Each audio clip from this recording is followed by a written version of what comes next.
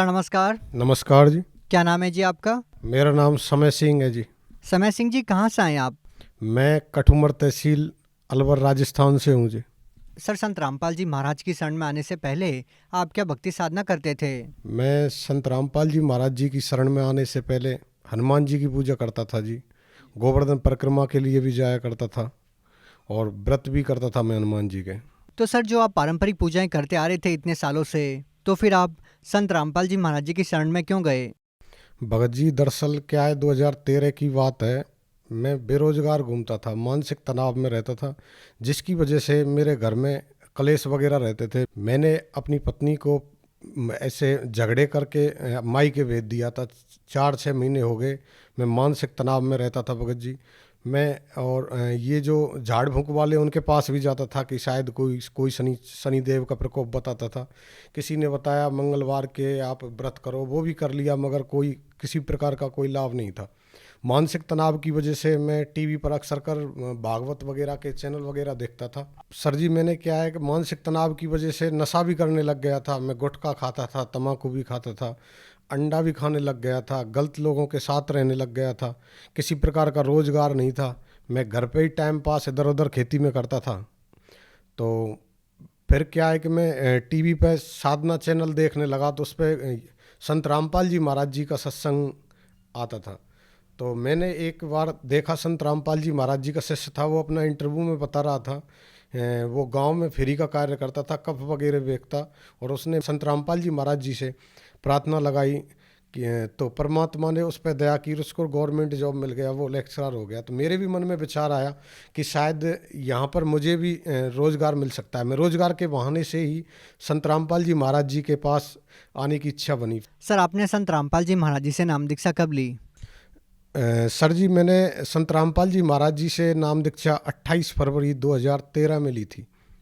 Sir, संत रामपाल जी महाराज जी के अनुयायियों के बारे में ये कहा जाता है कि वो अंधविश्वास के तहत जुड़े हैं या फिर वो ज़्यादा पढ़े लिखे नहीं हैं। सर, आप उन लोगों के लिए एक माकूल जवाब हैं, आप एक पढ़े लिखे इंसान हैं, तो सर आप उन लोगों को क्या कहना चाहेंगे? देखो जी, ऐसा है, संत रामपाल जी महाराज जी जो ज्ञान देते हैं वो शास्त्रों से अनुकूलित है, शास्त्रों के अनुसार है। अज्ञानता तो जो ये गुरुपद पर बैठे हुए लोग हैं, इन लोगों ने फैलाई है। आज पढ़ा लिखा इंसान भी संत रामपाल जी महाराज जी से नाम दीक्षा लेके सारे शास्त्रों को पढ़ के और तब जाके संत रामपाल जी महाराज जी की शरण में आया है। मैंने संत रामपाल जी महाराज जी की शरण में आने से पहले ज्ञान गंगा पुस्तक पढ़ी थी, फिर उसके बाद संत रामपाल जी महाराज जी का ज्ञान मुझे सबसे उत्तम लगा।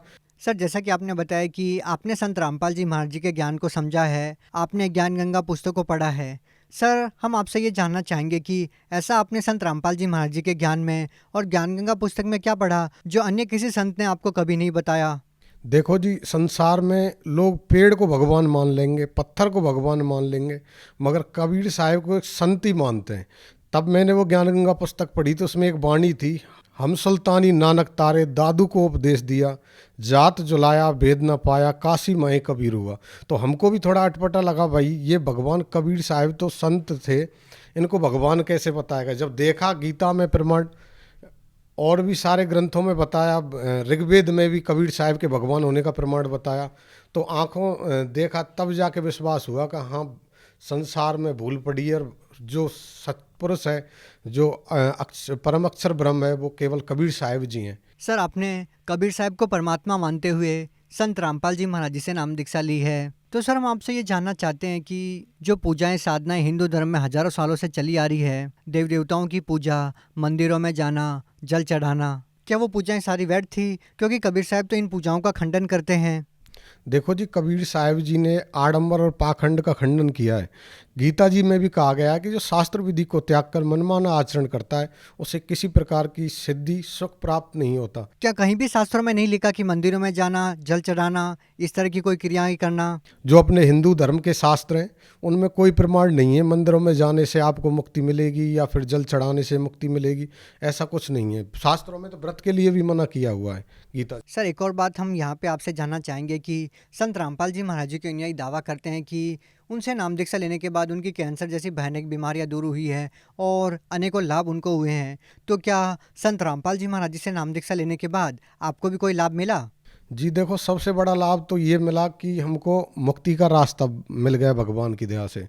और सांसारिक सुख की बात करें तो जिस दिन मैंने संत रामपाल जी महाराज जी की पुस्तक मिली थी, उसी दिन से मेरे विचार बदल गए, बुराइयां छूट गईं और जो घर में कलह था वो ख़त्म हो गया। जैसा कि मैंने आपको पहले बताया था कि मैंने अपनी पत्नी को पीट के भगा दिया था, तो ज्ञान गंगा जब पुस्तक पढ़ी तो मुझे पता चला कि मैंने कितना बड़ा दोष किया है। और मैं अपने आप में ग्लानि महसूस करने लगा। नाम लेने से पहले ही मेरे घर का कलह समाप्त हो गया, मेरी सोच बदल गई, मैंने नशा छोड़ दिया। नशा एक बहुत बुरी बीमारी है। मैंने भी कई बार पहले छोड़ने की कोशिश की थी मगर छोड़ नहीं पाता था, परेशान भी था इससे, गुटखा वगैरह से। मगर जब मालिक से मैंने नाम लिया तो भगवान सतगुरु रामपाल जी महाराज जी की दया से मेरा ये नशा ख़त्म हो गया। घर का जो कलेश होता था जिससे घर मुझे नरक जैसा महसूस होने लगता था, आज घर भी भगवान की दया से मेरा स्वर्ग जैसा है। कोई कले संत रामपाल जी महाराज जी की दया से स्वर्ग जैसा है, किसी प्रकार का कोई कलेश नहीं होता है। और एक सबसे बड़ा लाभ जो हुआ भगत जी, मैं क्या बेरोजगार घूमता था, मुझे कोई रोज़गार नहीं मिल रहा था। मैं गवर्नमेंट जॉब में भी कोशिश किया था, मैं डिफेंस में भी जाना चाहता था और मगर कोई नहीं था। तो मुझे लगा शायद सतगुरु रामपाल जी महाराज जी की दीक्षा लेने के बाद मेरे दिन सुधर जाएंगे। और मैंने दीक्षा ली।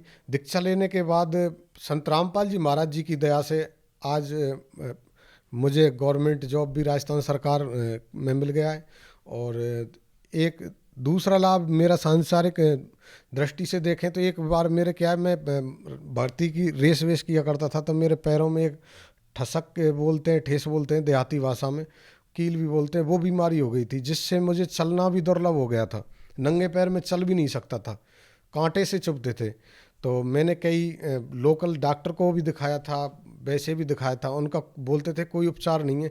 वो बुजुर्गों के अक्सर कर हुआ करते थे, मगर मेरे क्या है कि करीब 23 साल की उम्र में ही वो हो गई। मैं सोचता था सारा जीवन कैसे मैं चल पाऊँगा, मुझे तो भर्ती भी देखनी है, कमा के भी खाना है। एक पैर में 4 थी, एक में 3 थी, तो चलना बहुत दुर्लभ हो गया था।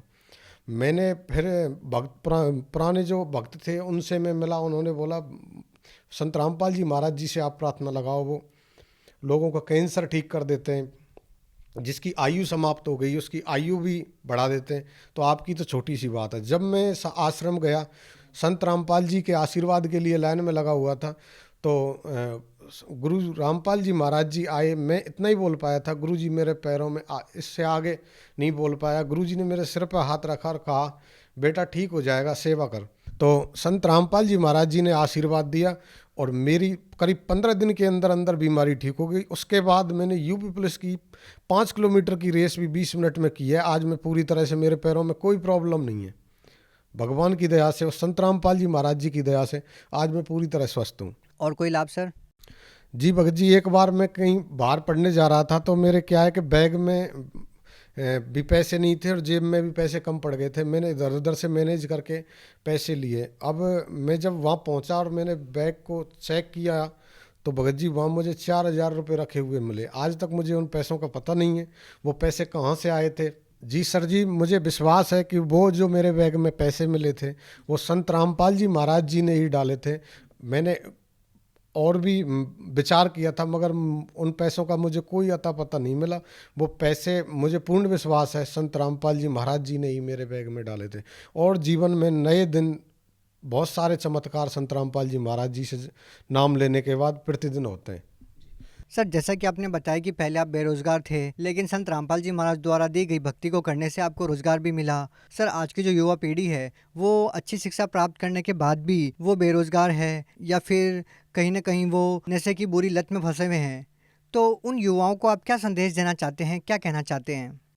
देखो जी, हर युवा की एक ही टेंशन होती है कि उसे रोजगार मिल जाए। हर कोई जी तोड़ के मेहनत करता है मगर हर किसी के नसीब में नहीं है। आज मेहनत सब लोग करते हैं मगर हर किसी को गवर्नमेंट जॉब नहीं मिलता।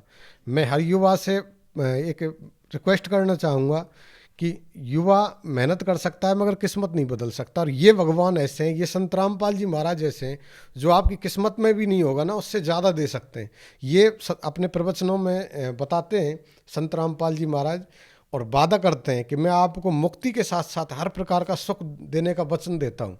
ये मालिक की वाणी है और मालिक की वाणी संत रामपाल जी महाराज जी की वाणी है। और संत रामपाल जी महाराज जी की वाणी खाली नहीं जा सकती।